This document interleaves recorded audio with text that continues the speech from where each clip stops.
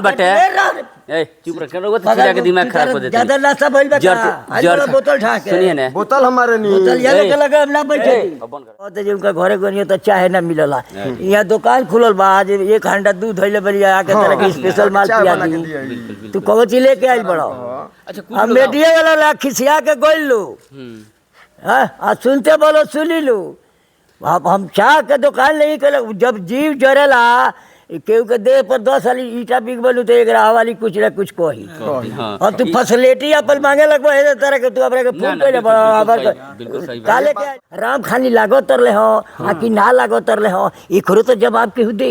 हां कमेंट में बहुत बड़ा बात कहनी रहो बहुत बड़ा बात कहनी राम तो जी जो अवतार रहल हटे बात सुनो बात जे ना समझी आ बवाल करी तो ओकर का होई है आ सब होइए जाई खिस्सा कह जले जे अब का पछताओगे जब चिड़िया चुन गई खेत तू बाद में सोच के बेटा हाथी घूमे बाजार आ कुकुर पीछे भूकत रहे 1000 तो हजारे दो ये नहीं करे कि जैसे करनी तो सब हो गई पाता या नरक जा तो तू क्यों पछताता। बहुत बड़ा बात कहत नहीं जाति परता में कौन ची बा कुछ नहीं है जाति के लड़ाई जोन बा तो दौलत के नाश बा बहुत बड़ा बात रहुआ कहनी वो कलाकार के माने जाति धर्म में बांटल उचित ना ये लोग विवाद लोग जाति के ऊपर अरे कौन सी जाति तू आदमी हम आदमी जाति का होला जाति के ऊपर लोग उल्टा बोलता बेजाय बोलता वही में जेकरा प्यारा लागत रे खेसारी निमन कहता साथे रजनीश जी हाँ आज हम मौजूद बनी के परिचय के मोहताज नहीं कि कृति निवास में हम मौजूद बनी जो कृति निवास के पूरा बिहार में चर्चा बटे कि खेसारी जी के जी हाँ कृति के नाम आते ही नाम आ जाला खेसारी लाल यादव के वह खेसारी लाल यादव जो ने बड़ा कोनो परिचय के मोहताज नहीं की जी हाँ के ट्रेंडिंग स्टार हिट मशीन न जाने का कहल जाला और भोजपुरी के एगो चमकता हुआ सितारा बनी और भोजपुरी के एगो उम्मीद बनी वहाँ के वहाँ के पिताजी हमारे साथ मौजूद बनी और ज़्यादा बड़ाई अपने मुँह से हम का करी खेसारी जी के वहाँ के तो पूरा भोजपुरी समाज से लेकर पूरा देश दुनिया जानत हटे हाल फिलहाल में वहाँ के आए रही बसंतपुर में तो रोड तकले जाम हो गई रहे सैकड़ों गाड़ी के रेला लग गई रहे वो प्यार हटे के यानी संघर्ष करके वो आदमी ओजा तकले पहुँचल बटे ओकर पूरा कहानी देखे के होके तो वह संघर्ष 2 देखी और वैसे देखला के बाद बुझाई वो ऐसा सुंदर फिल्म बनल बटे जे ए बेरा सबसे ज़्यादा लोग पसंद कर रहा बा देख रहा बटे आ नया उम्र के जो लड़का लड़की बड़े सिनेमा के तरफ भोजपुरी के तरफ अब धीरे धीरे वो लोग रुख करत हटे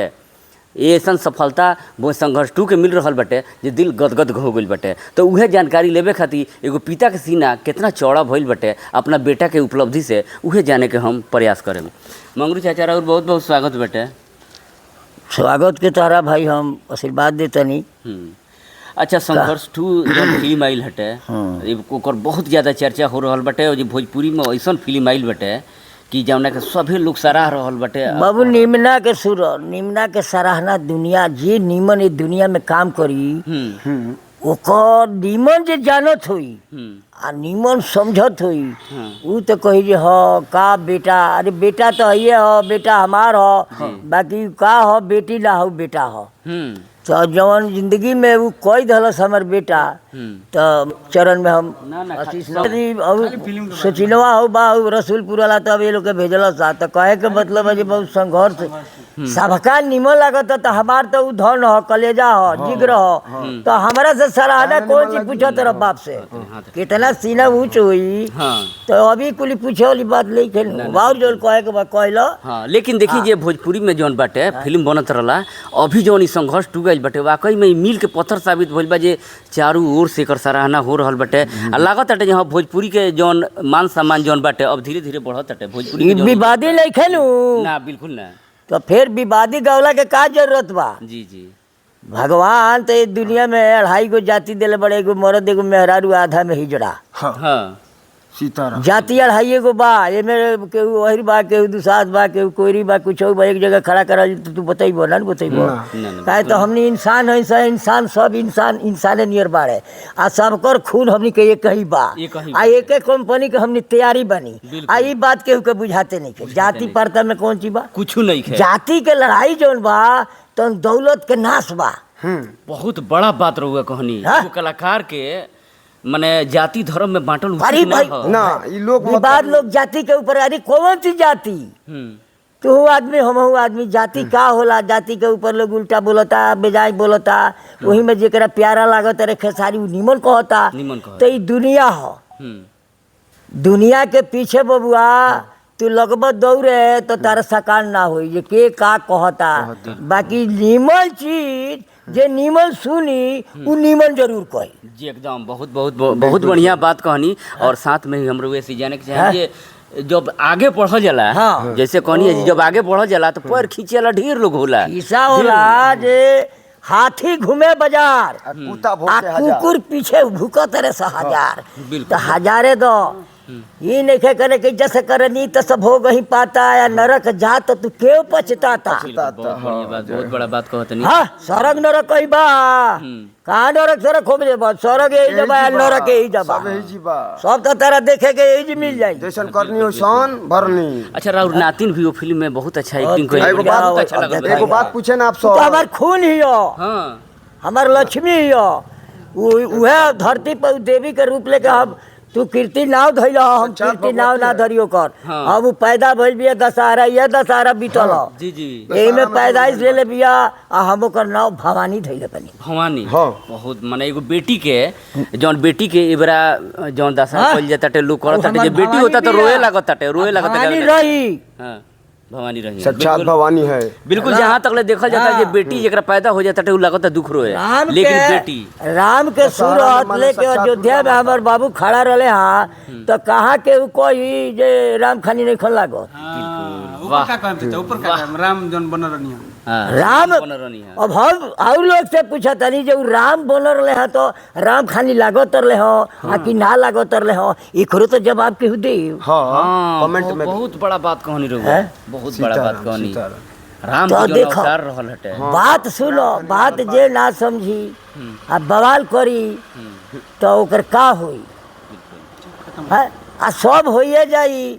खिस्सा कह जाले जे अब का पछताओगे जब चिड़िया चुन गई खेत। खेत हाँ तू बाद में सोच के बेटा करेगा क्या, कुछ नहीं करेगा। जो करना है जवानी में कर लो, अत करना है बढ़िया करना है कर लो, और न तो जिसका देख कर जलना है तू देख के क्या जलेगा। अच्छा एगो बात पूछे के चाहता नहीं कि जलने मान वाले ली। अपने खुद जल जाते हैं। हाँ बिल्कुल। एगो बात पूछे के चाहते नहीं, वहाँ के पिता हैं बहुत बड़ा पूरा देश दुनिया में नाम कैले बनी। बहुत लोग आवत हुई लोग रोवे के तंग परेशान करे, लड़की मेहरा रुआ आवत हुई। बहुत लोग में तू तो बड़ो, बहुत लोग में बानी तू हो बड़ो। बानी तबे तो आइल तू बानी। कोनो घर के नहीं खो, यहाँ सारा दिन हाँ दिमाग चाटे वाला ऊक चाटत रहे। एक एक बतिया 50 साली को असलक पड़ पंडित जी कानी तंग बानी। केहू के डटला पर खेदाता तो केहू मानत नहीं के, केहू शिकायत कर दे जे 1 बजे दिन में आई तो कहते जे उनका घरे गनियो तो चाहे ना मिलला। यहाँ दुकान खुलल बा, आज 1 हंडा दूध धैले बनी आके तरह के स्पेशल माल चाय पिया बना के दी। दिया। तू कहो ची लेके आइल बड़ो। अच्छा कुछ अब लोग मीडिया वाला ला खिसिया के गोल लो, हाँ सुनते बोलो सुनी लो। अब हम चाह के दुकान नहीं करे, जब जीव जरेला केहू के देह पर 10 साली ईटा बिक बनू तो एक वाली कुछ ना कुछ कही। हाँ और तू फैसिलिटी अपन मांगे लगबो है तरह के, तू अपने के ना, फोन ना, पे बिल्कुल सही बात। काले के आइल बात बड़ो। सही। कुछ ना कुछ तो आइल बड़ो लोग कह देनी सुन लो। बस रहे। आ संघर्ष फिल्म बात दुनिया देखता तारो लोग दही देखो में लगा के आ विचार रही। करो। चलिए ये पूछे के चाहता नहीं कि ये बात जरती हो, जरती माई के हाँ, स्थान बटे। ए चुप रह, वो तो चिल्ला के दिमाग खराब कर देते। ज्यादा नाश्ता भइल बा का? आइल बड़ो बोतल ढा के। सुनिए ना बोतल हमारे नहीं। बोतल ये के लगा ना बैठे थी। अब बंद कर रहते सुना उ सब हटाई हई कहो जो हम रुपया बात कमाए ले- खातिर घूम तरह लेके बजाऊ का से मांगो, अरे हम कह दिल देते- साफ होई नु तो सब तरह के दे दिए, ना जल्दी- साफ होई तो ना मिली। जा जरती माई के तरफ से रुआ का कहे के चाहे हम जी। कहे के तू जाके मांगो, हम मंगले बनी हमरा के देले बड़ी। हाँ तो हम यहाँ के रहनी है खेसारी जी के पिताजी रहनी है जौन ये फिल्म के काफ़ी सराहना कैनी है, यहाँ के देखे के मिलता काफ़ी वो फिल्म के सराहना हो रहा बटे रुआ देख सकतनी। आ सामने ई कृति भवन के सामने जरती माई बड़ी जिनका आशीर्वाद से यहाँ के इतना तरक्की तक ले पहुँचल बनी और ये अब देश दुनिया में यहाँ के अपन नाम कर रहा बनी। और साथ में ये भी संदेश देतानी जे सन के साफ सुथरा जौन बाटे फिल्म बने के चाहिए, भोजपुरी आगे बढ़ी जिंदा रही तबे ओमे केहू कुछ कर सकता, कमा सकता, खा सकता टे। तो ये वीडियो रुआ के कैसा लगल हटे कमेंट करके बताई। अभी तक ले संघर्ष 2 फिल्म नहीं देखले तो जरूर जाके देखी, काहे से कि फिल्म भोजपुरी इंडस्ट्री के एगो टर्निंग पॉइंट साबित हुई। अब हमारा जय हिंद कलाकार